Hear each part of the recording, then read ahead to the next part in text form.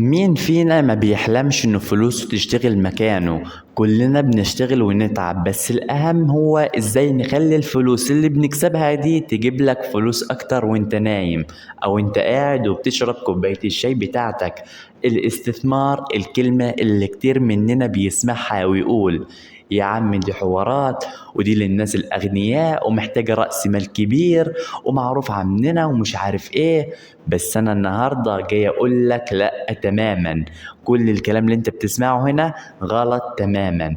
الاستثمار أبسط مما تتخيل، وعلشان كده أنا النهاردة جبت لك أفضل 3 طرق للاستثمار، خفيفة ولطيفة وظريفة ومناسبة جدا لو انت لسه مبتدئ أو عايز تعمل لنفسك مستقبل مالي أحسن بكتير. عايزك بقى تنسى كل الكلام اللي بقولك التعقيد والملل ومش عارف ايه، وخليك معايا بفيديو النهاردة علشان ما اطولش على حضرتك. نبدأ بالطريقة الأولى، صندوق الاستثمار.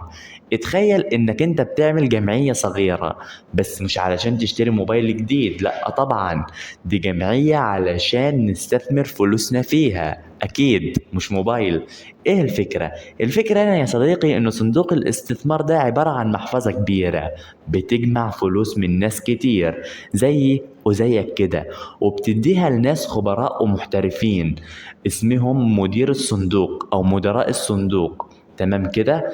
والناس دي طبعا بتستثمر الفلوس دي في حتت مختلفة، اسهم، سندات، عقارات، او حسب ما انت الصندوق اللي انت تكون داخل بيه ومقدم عليه. طب ليه هي لطيفة وخفيفة؟ اول حاجة مش محتاجة انك تكون خبير، المدير بتاع الصندوق هو اللي بيتوجع دماغه وبيختار ايه الاحسن لك انت علشان انت تقدر تستثمر بيها، وهو طبعا كسبان وانت كل ما عليك انك تدفع. تاني حاجة التنوع التلقائي، فلوسك بتدخل في كذا حاجة في نفس الوقت، يعني لو انت خسرت في حاجة معينة الحاجة التانية بتعوض، وان شاء الله كله تفضل ناجح بيه. الحاجة التالتة، انت بتبدأ بفلوس قليلة، ممكن تبدأ تستثمر بمبلغ بسيط جدا حسب الصندوق اللي انت هتكون داخل فيه. والخلاصة هنا بقى، لو انت عايز تستثمر صح وانت شخص مطمن ومرتاح ما تحتاجش، الصندوق ده هو صديقك الصديق او صديقك الصدوق. انت بتشتري وثائق في الصندوق وتبيعها ليهم بسعرها هيزيد طبعا وهيبقى مرتفع، اكيد طبعا. اما الطريقة التانية وهي الاستثمار في الذات. الاستثمار في الذات ده يا صديقي هو ده بقى الاستثمار اللي عمره ما بيخسرش. اه والله ده عمره ما بيخسرش، ودي اغلى واثمن حاجة عندك هي عقلك والمهارات. طب ازاي تستثمر في نفسك؟ فهمني علمني. هقولك دلوقتي، انا عايزك تتعلم مهارات مطلوبة دلوقتي. كل حاجة على الانترنت، تصاميم، مونتاج، برامج، تسويق رقمي، لغات، انا عايزك تتعرف عليها في السوق، انا عايزك تتعلم عنها. فلوس الكورسات اللي انت هتدفعها دلوقتي هتجيب لك اضعاف مضاعفة بعد كده. وعندك كمان الكتب والدورات، ابني لنفسك مكتبة صغيرة أو اشترك في منصات تعليمية محترمة زي رمز الفكرة، المنصة اللي بتجمع بين الإبداع، تطوير الذات، النجاح المالي. وكل معلومة بتدخل دماغك بتفتح لك أبواب رزق جديدة.